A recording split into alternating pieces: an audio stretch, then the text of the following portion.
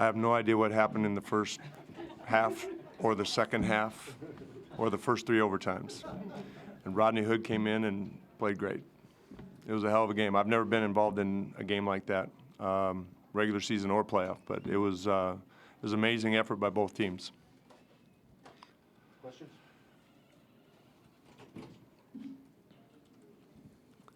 Royce Young, ESPN. Terry, the sub to go to Rodney there, was it just looking for some fresh legs type of thing? Well, I'd like to take credit for that, but actually Mo was cramping up a little bit, and so that was the reason for the substitution. But we did go to him a couple times. Obviously, the three-point shot was, a scramble situation.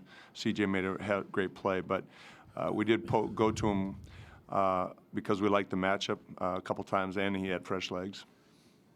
Terry, what about your thought process in a game like that on whether to stay with the guys who are in there who obviously look tired or put a guy in who hasn't played in quite a while too? How tough is that decision? It's a tough call. I think most coaches just kind of go with the guys who are involved in the game, guys who have gotten you to that point. Guys have been sitting on the bench for a while and maybe a little cold. It's just, both. It's just like a heavyweight bout where you just, battle of attrition. But it's a good question, but I do think most coaches kind of leave those guys in there because they're in the flow of the game and they got you to that point. Terry, Eric Anderson, Associated Press. Dame had only 2 turnovers tonight. They were blitzing him a lot, 8 assists. What did you like about his game tonight, getting the ball to other guys? He didn't necessarily shoot the ball well, but he, 2 big plays, 2 big layups towards, wasn't looking good there for a while, and he gets to the rim twice. That was huge. It was fighting through fatigue because we asked so much of him at both ends.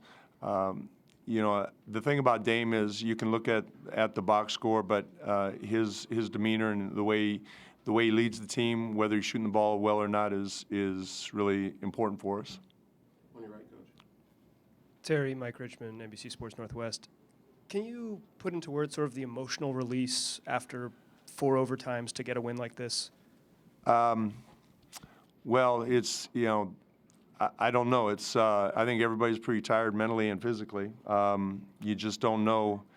The game was won and lost so many times by both teams. It was a roller coaster. Every overtime was a roller coaster. So I think it was, I don't know if it was as much elation as it was relief, but it was, I'll take either one.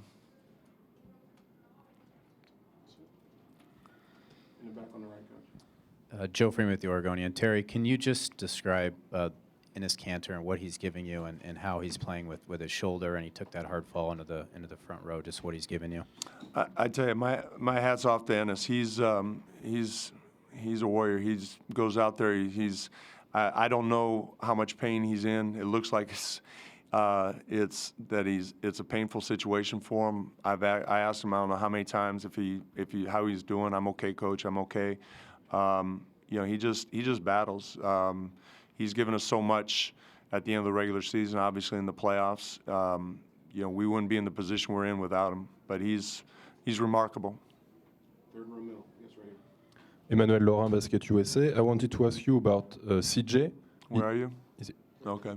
CJ scored 41 points. What did you prefer in his performance tonight?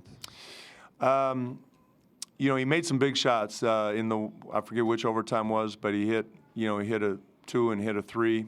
Big, tough shots to make because of the strength it takes to make those shots.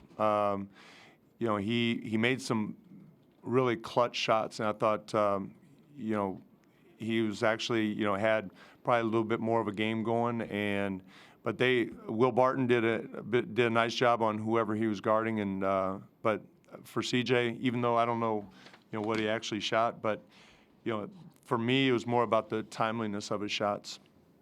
Back row center. Terry Eggers, Portland Tribune. May sound crazy with that many points that were scored, but it seemed like it was pretty good defense a lot of the way. What did you think of you guys' defensive effort? I thought it was good. I mean, when you look at every overtime, there wasn't a lot of scoring in overtime. I thought it was a very physical game. Neither team backed down.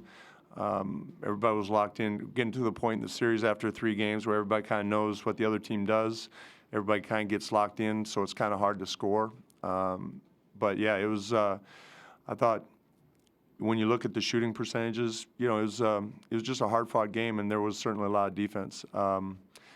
Denver did a hell of a job on the offensive boards. Just like Game 2 in the fourth quarter, they really pounded the glass, and that kept them in the game for I don't know how many fourth quarter and the overtimes, but I don't know if that was. They're a very good offensive rebounding team, but fatigue maybe came into that for us. Last question, front row right.